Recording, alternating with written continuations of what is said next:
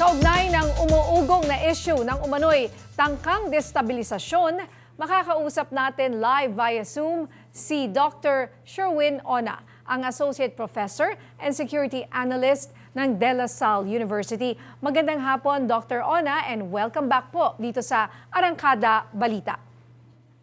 Magandang gabi sa iyo, Ninya, and maraming salamat muli sa inyong imbitasyon. Sir, ano po itong masasabi nyo dahil ayon kay dating Senator Trillanes, may mga grupong nagsusulong ng destabilisasyon upang maibalik sa kapangyarihan ang mga Duterte. Ano po ang inyong pananaw dito? Yeah, there's reason to believe na totoo yung sinasabi ni Senator Trillanes dahil nga kung titingnan mo kung sino yung mga grupo or mga individual na nagkakalat ng ganitong destabilization plot ay nakikita natin ang kanilang koneksyon sa mga Duterte, no? At sa aking palagay din na nasa interest din ng mga Duterte ang maging successful ang isang destabilization plot kasi nga nakikita na natin ngayon na sabi nga ni Senator Trillanes, ang punot dulo ng corruption scandal na to na ating ngayong nakikita, no, at ating kinamumuhian ay nagumpisa nung panahon ng dating administrasyon. At mapatunayan niya na nag-file na nga siya ng kaso, no. Nakita rin natin 'yan sa Senate hearing na ang mga Diskayas, for instance, ay mukhang nakalimutan na, no, kung ano yung nangyari noong 2016 at tinutuon lang nila ang kanilang pagwi-witness dito lang sa 2022 onwards, ano. So halatang-halata na may itinatago talaga at ngayon ay nakikita na natin 'yan. And Dr. Ona, no, ito ang tinatanong is, kumbaga, may legit ba na influence pa yung dating administration, lalo na dun sa mga sinasabing certain group dyan sa AFP or yung mga retired generals? Yeah, in-acknowledge naman niya ng Secretary of Defense at ng Chief of Staff, ano, na merong following sa hanay ng mga retiradong opisyal ng Sandatahang Lakas at ng Kapulisan, ano. Hindi mo maalis 'to dahil nga nagpalakas ng loyalty ang nakaraang administrasyon. Siya ang nag-raise ng mga sweldo ng mga opisyal natin sa Armed Forces of the Philippines at saka sa ating kapulisan. At para mag-breed ito ng loyalty, no? Kaya hindi mo maalis na merong mga ganitong pagsuporta sa hanay ng mga retired ranks ng ating Sandatahang Lakas at Kapulisan. Bakit ngayon po bang administrasyong ito? Medyo nakulangan ba sila sa mga benepisyo, sa pagtaas ng sweldo at iba pa? Hindi naman, Ninya, no.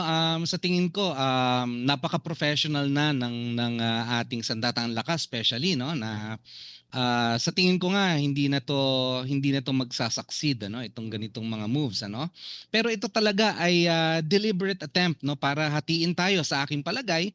At itong mga naratibong ito hindi na to bago, hindi ba? Nakita na natin to na nangyari na inakusahan nila ang Presidente Marcos na isang addict. Di ba natatandaan ninyo nung nag-release sila ng mga fake videos, Yes, AI videos? At ngayon na obviously naghahanap sila ng mga issues na pwedeng ibato sa ating pamahalaan para guluhin ang katotohanan, ano? Baguhin ang naratibo, baguhin ang istorya for their benefit. Bakit po ba, Prof, pag sinabing military junta, bakit ba kailangan natin itong kumbaga katakutan, di Oo, ba? Ano ba ang ibig sabihin ng ganitong klase ng setup? No, we should avoid this at all costs, Ninya, no? Kasi Ninya at Jack, ano? Dahil nga pagka sinabi mong military junta, ang ibig sabihin niyan ay yung political power ay kinubkob or inangkin na ng military, no. Ang ibig sabihin nito isang mga group of officers yan, no, na tatayong mga political leaders na natin, no. So ano mangyayari diyan, ano? Usually ina-abolish ang constitution, no, at yung civilian control sa mga institutions natin ay pinapalitan niyan ng mga military officers, no. Ito yung ayaw natin mangyari at although hindi pa natin to nakikita sa ating kasaysayan, ano, pero nakita na natin to na nangyari sa mga ibang bansa, no, sa Myanmar, sa Argentina. Ito hindi maganda dahil it leads to a lot of abuse, tsaka human rights violations ang mga ito, no, a lot of violence against its own people. So ayaw natin mangyari yan sa Pilipinas. And Sir Ona, no, ito yung sinasabi ngayon kaya lumutang yung military junta kasi may mga chismis nga dati, di ba, Dr. Ona? Sinasabi, hindi magsasucceed yung isang coup attempt dahil kasi hindi nila gusto yung isusunod na leader, which is yun nga sabi yung mga Duterte. Kaya sabi, hindi, mag-military junta na lang tayo. Kasi nga, Yeah. kaya daw, di ba totoo ba yun na minabalitaan din kayo na ganun chismis? Kaya hindi talaga magsasucceed ang isang coup attempt kung hindi naman nila gusto yung leader na ipapalit.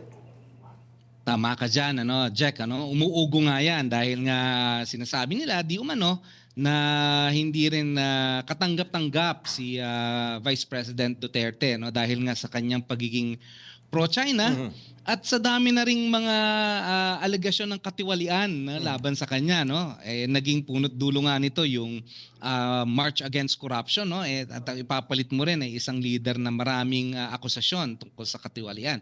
So kaya fino-float itong military junta, pero ganun din naman ang magiging suma nito, At the end of the day, alam nyo, talo ang sambayan ng Pilipino rito, Kasi nga, giba na naman yung ating mga institusyon at back to zero na naman tayo rito. Gaano po ba kahalaga ang pagiging neutral ng militar sa pagpapanatili ng political stability po ng ating bayan? Alam mo, Ninya, ang military talaga, kung titingnan mo ang ating konstitusyon at ang kanilang mga mandato, ang ano niyan is protektahan ng Estado Hindi guluhin ng Estado, may mandato silang protektahan ang sambayan ng Pilipino, At dito sa ganitong sitwasyon, pagiging neutral, yes, tama ka diyan. Pero kailangan paganahin nila, kasama sila doon sa mga magpoprotekta sa ating mga institusyon para gumana ito. Maraming mga umiikot ngayon para sirain yung ating democratic institutions. So marami tayong mga katunggali. Lalo na yung malalaking mga bansa dyan, sa Opo. tabi-tabi, na gustong masira tayo. Oo nga. Ito ang responsibilidad ngayon ng armed forces na makiisa sa pagpoprotekta ng ating sambayanan at ating mga institusyon. At ito, Dr. Ona, sa akin, huling tanong na lang mula sa akin, doon ko pa iniisip ito, partner. Di ba, nagkaroon dati ng 1986 People Power Revolution, peaceful na na palitan yung na overthrow natin, si yung Marcos Sr. Then nagkaroon ng EDSA II, si ERAP naman, ang naano natin. Kaya lang, pag nagkaroon pa tayo ng pangatlo na ganyan, di ba hindi na humaganda tingnan po yan na parang parang mga pag nag-tantrums tayo na ayaw na natin, pupunta na lang tayo ng kalye or gagawa tayo ng anumang movement. Di ba hindi maganda tingnan sa ibang bansa? Di ba wag na lang tayo mag-eleksyon kung ganun naman po. Ano hong basa niyo tungkol dyan? Precisely, Jack, tama yung sinasabi mo, Ito ang panahon para paganahin natin ang ating mga institusyon. Maaring nababagalan tayo sa resulta ng investigasyon, sa kilos ng ating pamahalaan, pero hindi ibig sabihin nun na kailangan mag-resort tayo into a violent takeover or a military junta, masyadong malaki ang talo natin dito, masisira ang kredibilidad natin sa buong mundo. Ang ating ekonomiya ay siguradong maapektuhan, yung mga foreign investments na papasok dito ay hindi na yan tuluyan papasok dito kasi nga sasabihin nila napakagulo ng Pilipinas, sa Vietnam na lang kami pupunta o sa Thailand. So yan ang mga repercussions na hindi nakikita ng mga makasariling mga interes na nagsasabi na mag-military junta na lang tayo.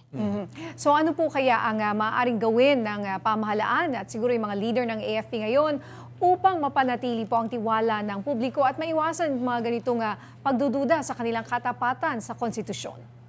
Yeah, sa ating pamahalaan, ipagpatuloy niya yung transparency. Ngayon, mag-e-end na ang sa aking nadinig, mag-e-end na ang mga pagdinig diyan sa ICI. Kailangan full transparency, ipakita nila sa mga tao na walang tinatago ang ICI, kaya niyang magrekomenda ng mga kaso na pwedeng i-file. Ang ating ombudsman ay nangako na tututukan niya ang pagpa-file ng kaso dito sa mga katiwalaan na ito, Dapat bantayan din natin at tulungan yung ating ang ating ombudsman, sorry. At ang armed forces naman, itong mga officers na to, na retired officers na nagpupumilit na magkaroon ng junta, kung merong sapat na ebidensya sa aking palagay, dapat kasuhan nila tong mga to. At sayang ang mga pensyon nito. Ang lalaki, di ba? Deserve pa ba nila yan after inciting to sedition? Oo nga po. Nako, maraming salamat po, Dr. Ona, again, sa pagiging available lagi dito sa Arangkada Balita. Maraming salamat po. Mabuhay po kayo at magandang gabi. Magandang gabi. Salamat.